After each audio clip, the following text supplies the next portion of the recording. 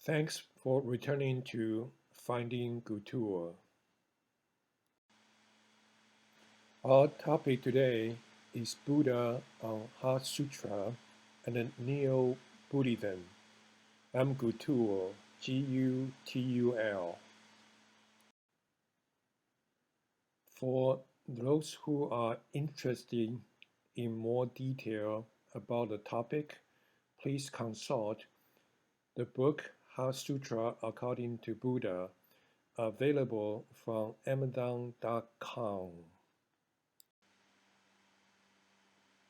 Buddha on Heart Sutra and Neo-Buddhism is the second topic in our Kultur series. There is probably no debate that Heart Sutra is the most popular, the shortest, and the most profound Buddhist sutra. Many recite Heart Sutra by heart and believe it has magical power. Heart Sutra itself claims the prayer or the mantra offered at the end of the sutra is a prayer of great power, a prayer of great vision, a prayer of no better, and a prayer of no equal, and it relieves all sufferings. There are thousands of books and articles and hundreds of videos on Heart Sutra. Even His Holiness the 14th Dalai Lama himself offers lectures both in print and in video on Heart Sutra. So why do we need another video on Heart Sutra? Why does Buddha want to get into the extremely crowded arena to again teach, explain, and clarify the most written about and the most talked about Buddhist sutra, the Heart Sutra? Well, the simple answer is that no one has understood and explained Heart Sutra clearly, that is unmistakably, and cleanly, that is unambiguously. We will exemplify this point with excerpts from a video to illustrate how much the Dalai Lama himself struggles to articulate what Heart Sutra says, particularly what the deepen Kong or Shunya means in Heart Sutra. We will see how hard the Dalai Lama tries to explain this single word or concept of Kong or Shunya by relying on many other words and concepts far more complicated, mysterious, and confusing. For example, emptiness, nothingness, truth, ultimate truth, and even independent absolute, and emptiness of emptiness. If one is not as enlightened as the Dalai Lama, it is really hard to expect that she or he understands what the Dalai Lama means by these complicated and confusing words and terms. This slide shows the Heart Sutra in Chinese. Kong or Shunya appears in Heart Sutra 7 times. The 5 hidden is Kong. Form is not different from Kong. Kong is not different from form. Form is Kong. Kong is form. All Fa is to Kong Xiang, and there is no form in Kong. What is most confounding and confusing are, number 1, Kong is form, and number 2, at the same time, there is no form in Kong. Now, let's see how the Dalai Lama explains what Kong or Shunya is in the next 5 slides. The Dalai Lama says, form is empty and empty is form. There are many explaining about the meaning of emptiness according to truth, the ultimate truth. Empty is absence of independent existence. The real meaning is not nothingness. Empty means interdependency, interdependent. So that means empty is not nothingness. Interdependent means there is something. So anything which is interdependent is something there, something in existence. Emptiness means something interdependent. Interdependent means there is no independent absolute. So now the absence of independence, that's Shunya. So therefore the nature of existence must be interdependent, not independent independently. Therefore, because things exist by other factor, depend on other factor, so not independent. Independent and dependent are direct opposite. So since the nature of existence is dependent, so independent impossible to accept. So the reality of existence comes or happens only with other factor. Therefore, it is dependent in nature. So dependent and independent are opposite to each other, either independent or dependent. So the absence of independent, that is Shunya. That's empty of independency. So therefore, the sutra mentioned form is empty. Form is there. So since form exists, therefore there is no other way except empty. So therefore, form is empty, empty is form.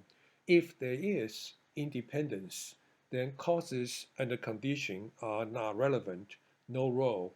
So therefore, since the absence of independence there, therefore the causes and conditions then become reality, become a factor. Therefore, empty is form. The emptiness itself also, if we further investigate what is emptiness, again we cannot find. So then the Heart Sutra said the emptiness of emptiness. So there are two emptiness and a further four emptiness, then 16 emptiness, then 18 emptiness, then 20 emptiness, like that. So here the Shunya itself also, when we further divide or divisions make, then the emptiness of emptiness also one of them. So all phenomena, including Buddha, including emptiness itself, everything is nothingness. Well, the Dalai Lama tries to explain one word, Shunya, by using many more confusing terms and concepts like empty, empty is not nothingness, nothingness, truth, the ultimate truth, independent absolute, independent independently, Shunya, the absence of independence, emptiness, and emptiness of emptiness. Many, if not all, philosophical and religious debates end up being a matter of definition. The example on hand is what do we mean by empty, emptiness, nothingness, and something-ness? Once we clearly and cleanly define what they are, number one, can we clearly and cleanly understand what the Dalai Lama says about Shunya? And number two, can we clearly and cleanly understand and articulate the Heart Sutra? We hope we can convince you that the answers are yes in Neo-Buddhism. Neo-Buddhism is a new kind of Buddhism in which all Buddhist terms and concepts like empty, emptiness, nothingness, and somethingness are clearly and cleanly defined according to physics and philosophy. We will also show you that Buddha is a forebear of modern physics and philosophy. Now let's try to define the seven koans that appear in the Heart Sutra clearly and cleanly. In the first two cases, kong is an adjective and is defined as empty, which is impermanent or 无常 in Chinese, non-inherent or 原生 in Chinese, or non-independent or 因果 in Chinese. In the next three cases, as shown on this slide, kong is a noun and is defined as change or change in form, or the nature of substance, or substance being in itself. In the next case, as shown on this slide, kong is a verb and is defined as empty out or get rid of. In the next and the last case as shown on this slide, kong is a noun and is defined as no change, that is, no change in nature or the nature of space or space being itself. We'll come back to our definition of the seven koans in the second part of our talk. Now let's help the Dalai Lama to untangle the Shunya mess. According to physics, the nature of substance is change or change in form. The nature of space is no change or no change in nature. Since the universe is made of substance and space, the nature of universe is change and no change, or change in form and no change in nature, which is known in physics, mathematics, and philosophy as symmetry or non-duality.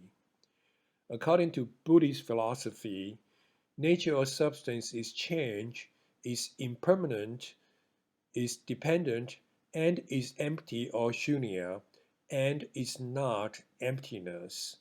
The nature of space is no change, is permanent and independent, and is not empty, but it is emptiness. The nature of universe becomes empty and not empty, impermanent and permanent, dependent and independent, that are known as non-duality. So, Dalai Lama's terms like dependent, interdependent, empty, or shunya is the absence of independence, all address the nature of substance. Dalai Lama's term independent is the nature of space, and for him, the nature of universe, which is independent and dependent, becomes not independent absolute and not independent independently. What Dalai Lama says empty is not nothingness, which can be clearly shown on this slide. Dalai Lama calls the nature of substance empty, the nature of space emptiness, and the nature of universe an empty emptiness, which is emptiness of emptiness. In Buddhism, nature of substance is often called calm search. Nature of space is often called truth search. Hence, the nature of universe often called such search, which is Dalai Lama's truth and absolute truth. We just want to add, in philosophy, nature of substance is called something-ness, nature of space is called nothingness, and the nature of universe is something-ness and nothingness, which is the eternal nothingness.